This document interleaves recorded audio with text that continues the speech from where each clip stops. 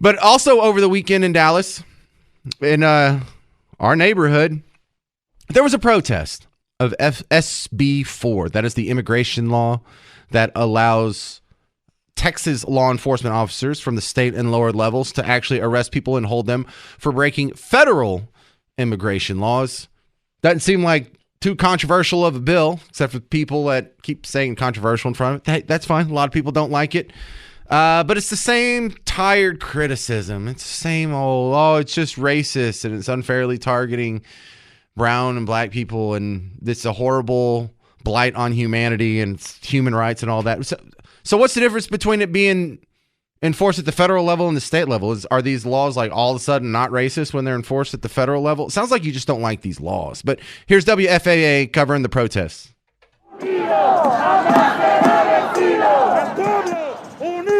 Sunday, streets in downtown Dallas shut down. So hundreds of hurting people would speak up. Injustice in the border is injustice in Dallas because there's still Latinx people everywhere. They marched against Senate Bill 4. Hang on. Point of order.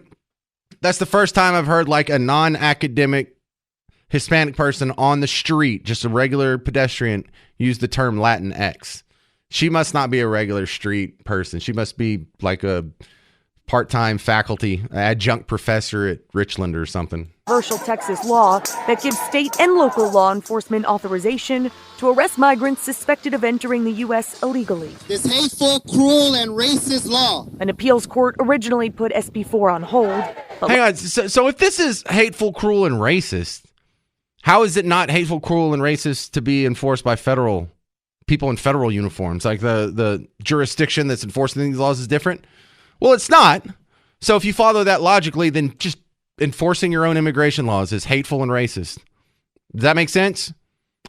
How sir, I wish I had this guy in the room. Excuse me. How do we enforce our immigration laws in a way that you won't call it racist or hateful? Is there some way? How would we do that? If we pull over some people in a group and we suspect them from being from another country, what criteria are we allowed to use?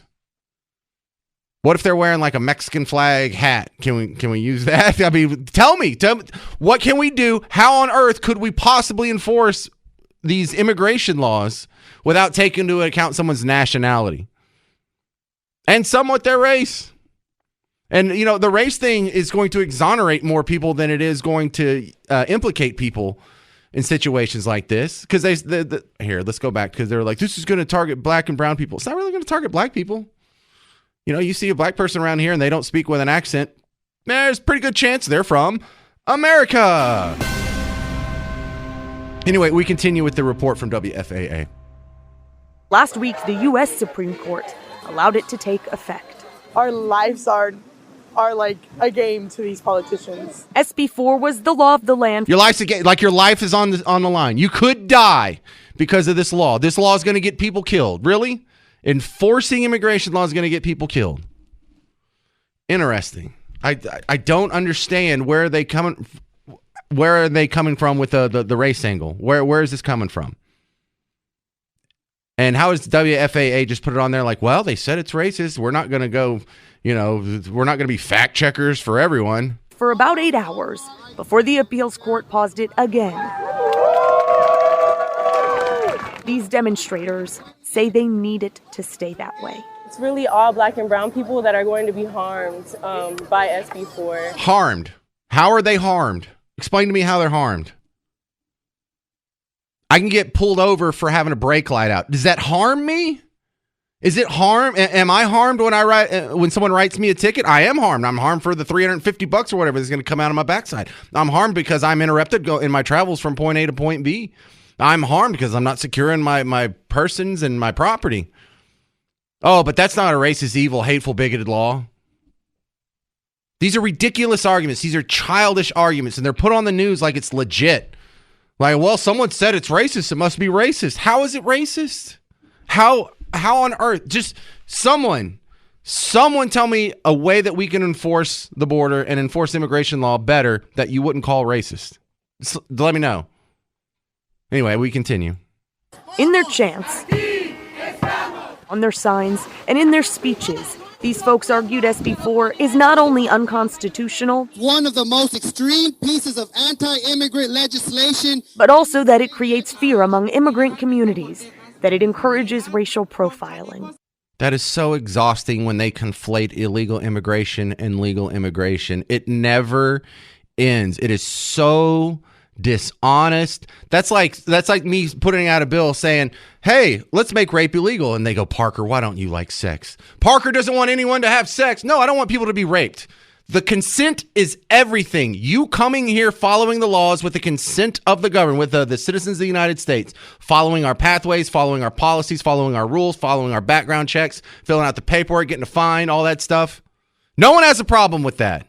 This is not what we're talking about. SB4 does not target those people. And you damn well know they don't target those people.